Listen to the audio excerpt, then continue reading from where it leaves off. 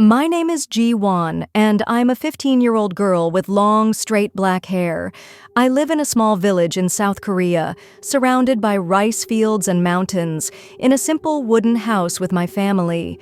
There's my little brother, Tae-min, a 6-year-old boy with short, dark brown hair, always full of energy. My mom, Hae-rin, a 38-year-old woman with black hair streaked with a few white strands, usually tied up, and my dad, Do-young, a 42-year-old man with short black hair starting to turn gray. Life was quiet and peaceful until my mom decided to stir up trouble. Hae-rin had been holding a grudge against her old friend, Sumi, a 39-year-old woman with short, dark brown hair. Their feud started 2 years ago over something no one fully understood, but it had grown into a deep hatred inside my mom. Without telling any of us, she went to see Halmoni Park, a 70-year-old village witch with thin white hair that hung loosely around her wrinkled face. Everyone feared Halmoni, but they said she could talk to spirits. Halmoni warned Hae-rin, "This magic comes with consequences. It might backfire, though the chance is small." My mom, blinded by anger, didn't care. Halmoni gave her a clay jar filled with water and 3 pieces of paper with strange symbols scribbled on them. "Pour the water in front of Sumi's door," she instructed, "then burn 1 paper each night for 3 nights. In a week, the spell will take effect." Hae-rin followed every step. She snuck out at night and emptied the jar in front of Sumi's house. For 3 nights, she burned the papers in our fireplace. I watched from a distance as the flames flared up, a strange smell filling the house. Tae-min would sit beside me, his round eyes wide with curiosity, but I couldn't sleep. Something felt wrong.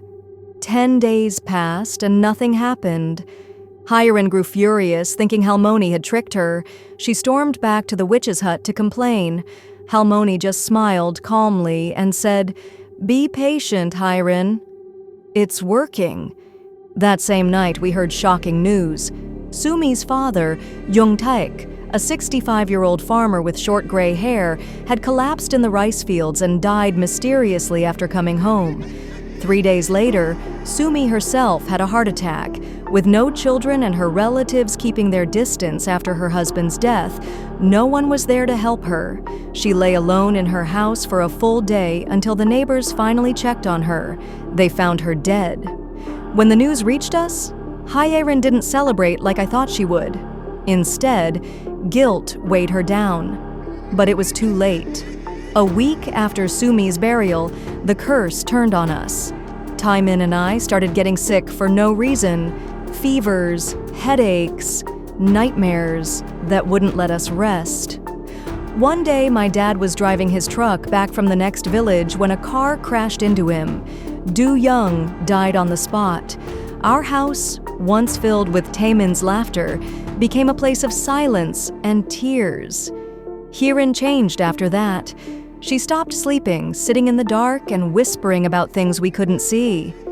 "They're here, Ji-won," she'd say. "They won't let me rest." Tae-min would wake up crying, clinging to me, scared of shadows I couldn't see.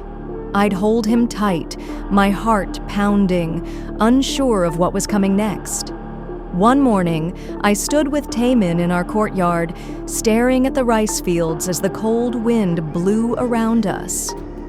Hae-rin stayed inside, lost in her own world, muttering about the unseen things tormenting her.